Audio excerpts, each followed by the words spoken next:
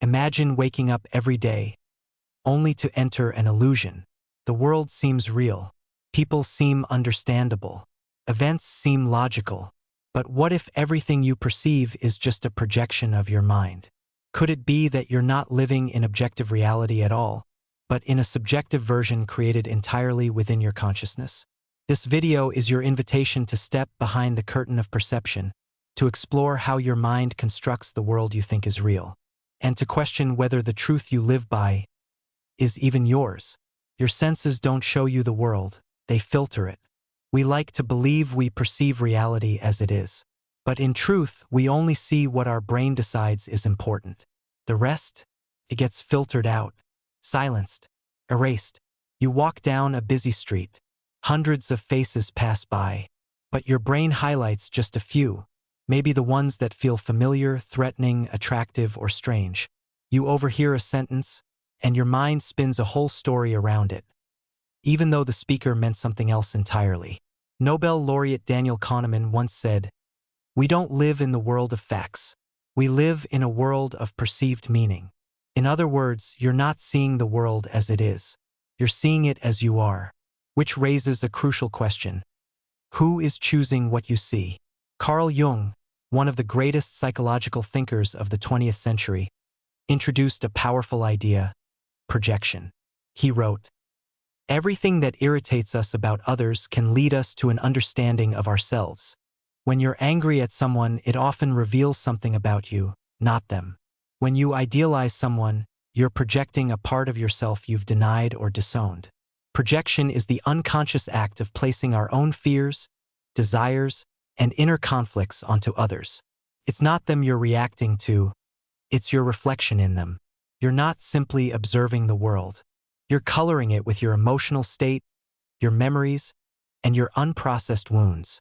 You see anger in others because it lives in you. You see rejection because you fear abandonment. You see beauty, grace, or intelligence in someone because it's in you, too, waiting to be reclaimed. So what if you're not looking at the world, but at a mirror? Take a moment, close your eyes, watch your thoughts move. They jump from topic to topic. They judge, analyze, fantasize. They react, fear, plan, defend. But here's the revelation. You are not those thoughts. You are the one watching them.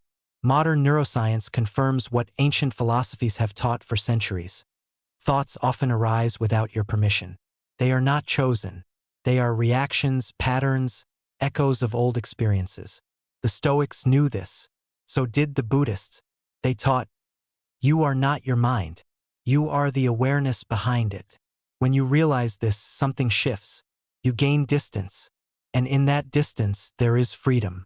You no longer get swept away by every fearful idea or emotional surge. You begin to choose how to respond instead of reacting on autopilot. This is the beginning of true self-mastery. Awareness is more than a buzzword. It's a doorway, a radical shift in how you experience reality. When you start watching yourself, you begin to notice why certain people trigger you, how your past still shapes your present, where your attention goes when you're afraid, bored, or alone. Awareness is not about controlling your mind. It's about witnessing it. And this witnessing, this silent observation, creates space. In that space, you gain choice. And in that choice lies all your power. Because once you can see the mechanism, you are no longer trapped inside it. You may never fully escape illusion, but you can learn to see it.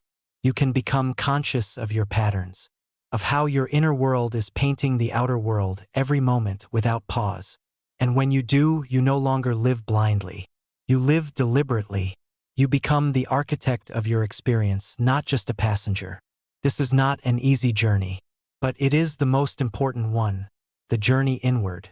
If you're drawn to the deeper questions, if you want to merge ancient wisdom with modern psychology, if you're ready to explore the hidden layers of mind and reality, then you're exactly where you need to be.